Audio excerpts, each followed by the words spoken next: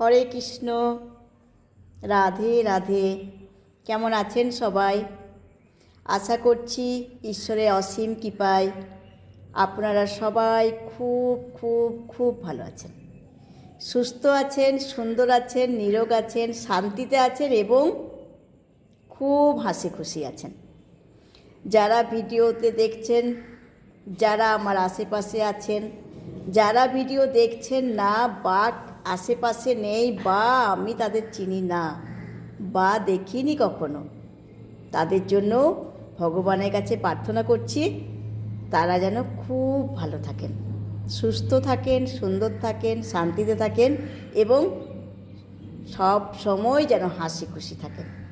দেখুন, এই হাসি, কেউ যদি হাসতে পারে না তাহলে তার অনেক কিছু সমস্যা থাকে না, জানেন তো? কি শারীরিক বলুন, কি মানসিক বলুন, সব কিছুই, মানে অনেকটাই বলবো না 100তে 100 বেরিয়ে যাবে তা নয়, কিন্তু যদি ধরুন 1%ও বেরোলো তাও অনেকটা হালকা, তাই না? তো দেখুন, আমরা ভগবানকে সেইভাবে ধরি না, সেইভাবে ভরসা পাই না, সেইভাবে বিশ্বাস করি না, তাই আমাদের টেনশন, তাই আমাদের চিন্তা বলুন, মানে টেনশন বলুন, চিন্তা বলুন, সবটাই যেন আমরা আকর্ষণ করি, জানেন তো? অনেকটাই আমরা আকর্ষণ করি। চলুন একটা গল্প বলি। একটি গ্রামে একজন সাধুর প্রবেশ হলো। সাধু আসলো, সাধু একটা বাড়িতে গেল। সেখানে গিয়ে বলল, মা, আমি কয়েকদিন যাবৎ কিছু খেতে পাইনি, আমি একটু খাবার দেবে? তো বলে, আর বাবা, সাধু বাবা, আমি তোমাকে কি খাবার দেবো? খাবার তো আমার প্রচুর, কিন্তু আমি খাবার দেবো তোমাকে, তো আমার ঘরে যে খাবারটা খাবে সে নেই। আমার মনে খুব দুঃখ। হ্যাঁ মা, কিসের দুঃখ? আমার ঘরে প্রচুর ধন সম্পত্তি, কিন্তু আমার খাবার লোক নেই, মানে আমার সন্তান নেই কোনো। ও, এই ব্যাপার? আচ্ছা, ঠিক আছে, আমি এবার গিয়ে দেখি, ভগবানের কাছে সাধনায় বসি, জপে বসি, দেখি কী ব্যাপার আছে, আমি এসে তোমাকে বলছি। বেশ, ঠিক আছে। সাধুর যত্ন আত্মি করে যথেষ্টভাবে গৃহকর্ত্রী খাওয়ালেন। তারপর সাধু বেরিয়ে গেল সাধনা করতে। তিনি ধ্যানমগ্ন হয়ে দেখলেন, ভগবান তাকে ইঙ্গিত দিলেন ওই বাড়িতে কোনোদিন সন্তান হবেই না। তো তিনি এসে আবার তাকে বললেন, দেখুন, যদিও সত্য কথা সবসময়তে অপ্রিয় হয়, তবুও সবসময় কি সরাসরি যে কথায় আঘাত লাগে তা কি বলা দরকার? তো ঠিক আছে, ওই প্রসঙ্গে যাচ্ছি না। তো সাধু বাবা সত্যি এসে বললেন, মা, আমি যেটা দেখলাম, তোমার বাড়িতে কোনোদিন সন্তান সন্ততি হবে না। তো গৃহকর্ত্রী খুব কষ্ট পেলেন, বলেন, তাই তো, এত সম্পত্তি, এত ধন, খাবে কে? যদি একটাও না সন্তান সন্ততি আসে, ছেলে বা মেয়ে যাই হোক, এলে তো হলো। তো সাধুবাবু বলছেন, যখন তারা তো একটা আলাদা জায়গাতে থাকেন, তো কিছু করার তো নেই, মনোদুঃখে থাকতেই হলো গৃহকর্ত্রীকে। সেই গৃহের যারা আছেন সবাই কষ্ট পেলেন। ঠিক আছে, এইভাবে চলছিল। আবার কয়েক মাস পর আরেকজন সাধুর প্রবেশ হলো। আরেকজন সাধু সেখানে এলেন। বললেন, বেটি, কিসের দুঃখ তোর? এত এত মনে কষ্ট কিসের তোর? বলে, বাবা, আমার সব আছে, আমার ধন সম্পদ ঐশ্বর্য প্রচুর আছে, কিন্তু খাবার লোক নেই, আমার ঘরে কোনো সন্তান সন্ততি নেই। তো উনি হাসতে হাসতে, যে হাসিটা বললাম, উনি হাসতে হাসতে হাসতে খেলতে যেন বলে ফেললেন, আচ্ছা যা বেটি, রুটি বানাবার জন্যে যটা পারবি রুটি আমাকে দে, তো যটা রুটি খাওয়াতে পারবি তটাই তোর বাচ্চা হবে। আরে বাবা, কত সহজে, কত ইজিলি, কত হাসতে খেলতে উনি সহজ সরল মন নিয়ে বলে দিলেন। তো কতগুলো ঘরে দেখুন, এখনকার দিনে যেমন হয়েছে, চারিদিকে দোকানপাট দেখতে পাবেন, অনলাইনে অর্ডার করতে পারবেন, অনেক কিছু সুবিধা, কিন্তু তখনকার দিনে তো এত ছিল না।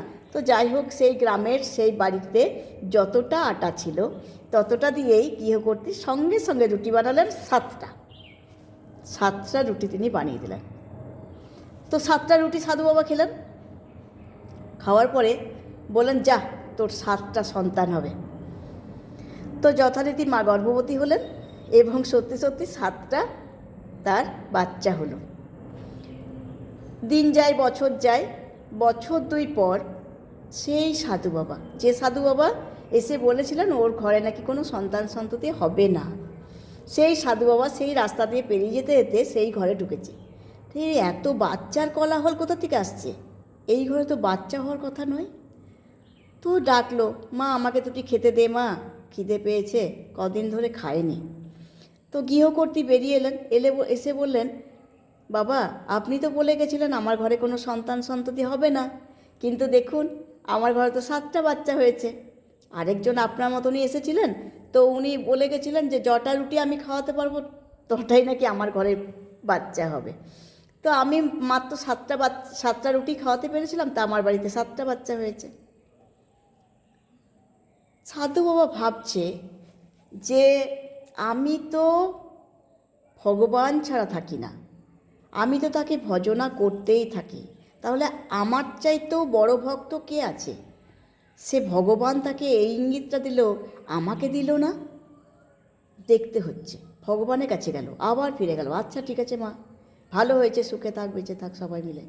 আবার ভগবানের কাছে গেল, ভগবানের কাছে গিয়ে বলছে, ভগবান এ তোমার কেমন লীলা? তুমি আমাকে একরকম বললে, ওকে একরকম বললে, সে কে এমন? তো বলছে, আচ্ছা ঠিক আছে বাবু, ইঙ্গিত তো একটা ছিলই, ঠিক আছে তুই একটা কাজ কর, তুই আমার জন্য 1 বাটি মানুষের মাংস নিয়ে আয় তো, আমি মাংস খেতে চাই। তো মানুষের মাংস কোথায় পাওয়া যাবে? খুঁজে খুঁজে খুঁজে খুঁজে কোথাও আর পায় না। একদিন একটা নদীর তীরে এসে বসেছে, আর কোনো একজন সাধু এসে বলছে, হ্যাঁ রে বাবু, তোর মনে কিসের দুঃখ এত? বলে, কিছু দুঃখ নাই তো। না, তোকে দেখে মনে হচ্ছে কোনো একটা টেনশন, কোনো চিন্তার মধ্যে তুই আছিস। তো বলে, হ্যাঁ বাবা, এরকম ভগবান আমার কাছে মানুষের মাংস চেয়েছে। তাহলে মানুষের মাংস, আচ্ছা কোনখানটা চেয়েছে, মানে কোনখানে মাংসটা ওনার ভালো লাগবে? হাতের, পায়ে, কোথাকার? বলে, আচ্ছা দে, ছুরি দে। ছুরি দিয়ে নিজের হাতের মাংস খানিকটা কেটে বাটি ভর্তি করে দিয়েছে। বললো, যা মানুষের মাংস দিয়ে আয়। এ তো ভগবানের কাছে পৌঁছালো, পৌঁছে দিল মানুষের মাংস। বললো, তুই মানুষের মাংস পেলি কোথায়? না, ভগবান একজন দিয়েছে। তাহলে এবার তুই বলতো, যে দিল সে কি সাধারণ?